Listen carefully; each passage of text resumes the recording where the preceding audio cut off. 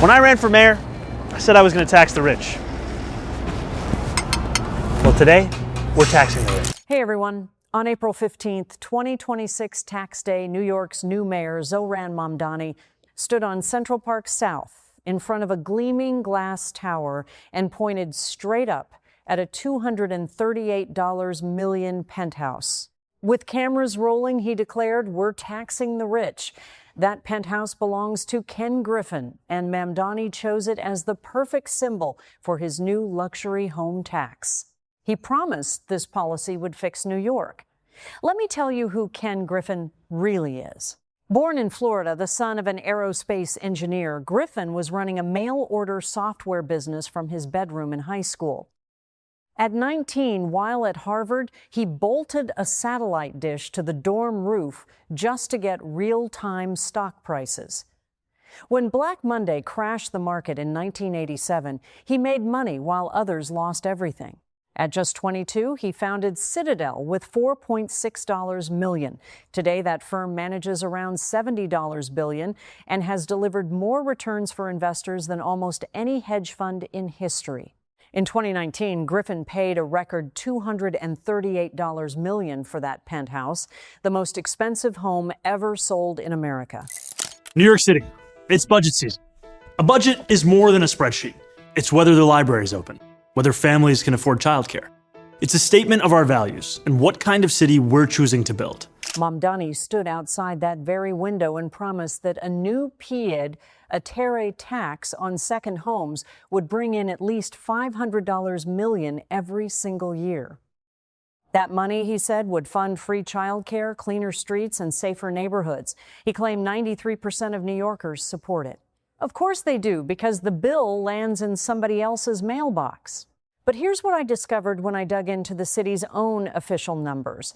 Mamdani promised this tax would fix New York. The numbers tell a very different story. In this video, I'm going to walk you through the gap between the mayor's bold promises and the hard reality hidden in New York's property records and budget documents. I'll show you exactly how this tax was sold to the public, what actually passed into law, and why the math doesn't add up. So let's talk about what Mamdani actually promised. On that same tax day, standing outside Ken Griffin's $238 million penthouse, the 34-year-old Democratic Socialist mayor laid out his vision. He introduced New York State's first ever PID, a terre tax, a yearly surcharge on second homes in the city valued at $5 million or more, owned by people whose primary residence is somewhere else. The official projection? At least $500 million in new revenue every single year. Mamdani was crystal clear about where that money would go. Free childcare for working families, cleaner streets, and safer neighborhoods. He painted a picture of a fairer New York, where the ultra-wealthy finally pay their share to fix a city he says has been neglected for too long. Governor Kathy Hochul stood with him as the plan was rolled out, framing it as a targeted solution to the city's growing budget pressures. And the public reaction? City Hall claimed 93% of New Yorkers supported the idea. Of course they do. When you're told that someone else, the billionaire with the empty trophy apartment, is footing the bill, the numbers look pretty good on a poll. But I want you to think about that for a second. How many times have we heard politicians make bold promises like this, only for the real cost to quietly spread far beyond the original target? At the time, the pitch was simple and emotionally powerful. Tax the empty luxury homes of the global elite and use that money to help everyday New Yorkers. It sounded clean. It sounded fair. It sounded like exactly what a struggling city needed. But here's where I started getting suspicious. Even before the law was finalized, something felt off. The deficit New York City faces for the fiscal year starting July 1st is a staggering $5.4 billion. Suddenly, $500 million doesn't look like a fix anymore. It looks like a drop in the ocean. In the next part, I'll show you what actually made it into law and why the numbers behind Mamdani's promise tell a very different story. Now, let me tell you exactly who Ken Griffin is, because Mayor Mamdani didn't pick just any rich guy as his villain. He deliberately chose one of the most successful self-made businessmen in modern America. Ken Griffin was born in 1,968 inches Daytona Beach, Florida, and raised in Boca Raton. His father worked in aerospace. As a teenager, Griffin was already running a real mail-order software business out of his parents' house, complete with inventory, customers, and actual profits. By the time he got to Harvard in 1986, he wasn't just studying. Just days after turning 19, he launched his first investment fund with $265,000 raised from his grandmother, his mother, and a few outside backers. To stay ahead, he convinced the university to let him bolt a satellite dish to the roof of his dorm so he could get livestock quotes. When Black Monday hit in October 1987 and the market dropped 22% in a single day, most people panicked.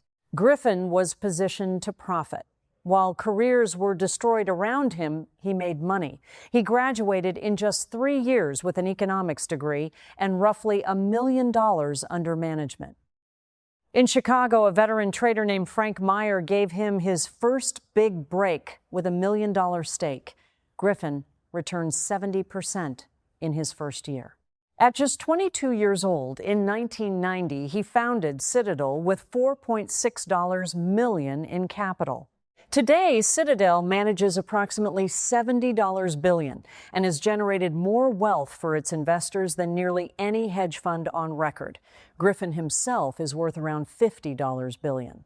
In January 2019, he paid a record-breaking $238 million for that penthouse at 220 Central Park South, the most expensive home ever sold in American history. When I researched Griffin's story, I couldn't help but see him as the ultimate symbol of the American dream. A kid from Florida who turned curiosity, hard work, and calculated risk into one of the most profitable trading empires of our time. He didn't inherit his success. He built it. And that's exactly why Mamdani chose him. By standing outside Griffin's window and filming that video, the mayor wasn't just targeting a billionaire. He was targeting the very idea that extraordinary success should be welcomed and rewarded in New York City. But as you'll see in a moment, the numbers behind this tax tell a much more troubling story than the one the mayor is selling. So how did you feel about the mayor's little video? It was creepy and weird. Agreed. I mean, like, knock, knock, knock on the window. For 3 weeks after that viral video, Ken Griffin stayed silent. Then, on May 5th, at the Milken Institute Global Conference in Beverly Hills, he finally spoke. I watched the clip multiple times. Griffin said he had seen the mayor's video 3 times and called it creepy and weird. But what he said next should worry every New Yorker. He announced that Citadel had gone back to Miami and redesigned its new tower to make it even bigger. The skyscraper project the firm had been planning in Midtown Manhattan with 2 of the city's biggest developers, that project is now under discussion. Translation, New York is losing ground while Miami gains. Now it has, Miami has a lot. It has influencers, it has Ken Griffin, and it has other companies. It has Palantir, our newest big win. Griffin wasn't alone. Stephen Roth, CEO of Vornado Realty and Citadel's development partner on the Manhattan Tower, called the mayor's stunt irresponsible and dangerous. Jeff Bezos warned that piling taxes on the wealthy quickly becomes counterproductive.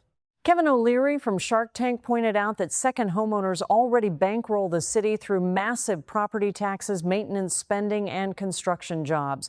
City Hall's response? The mayor's press secretary acknowledged Griffin as a major employer, then doubled down anyway, repeating that the system remains fundamentally unfair.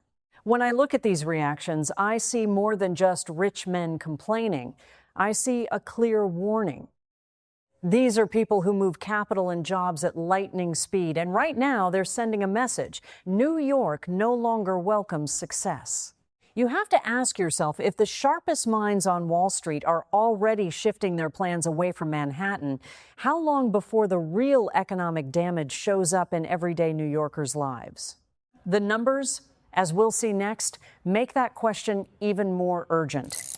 But here's where the real story begins and where Mamdani's promises start to fall apart. I spent hours digging through New York City's official property records and budget documents, and what I found completely changes the narrative. The tax sold to the public in April was simple: hit the ultra-rich with a surcharge on second homes worth $5 million or more, trophy apartments sitting empty most of the year, global elites. That was the pitch. But the law that quietly passed at the end of May tells a very different story. For the first 2 tax years, any condo or co-op that the city's Department of Finance values above just $1 million and isn't your primary home gets slammed with this new yearly surcharge. That's 4% on homes valued between $1 and $3 million, 5.5% from $3 to $5 million, and 6.5% above that. For comparison, the typical American property tax runs around 1% of a home's value. This starts at 4 times that rate. Now, let me show you the biggest twist of all. Remember Ken Griffin's $238 million penthouse, the one Mamdani stood in front of on camera?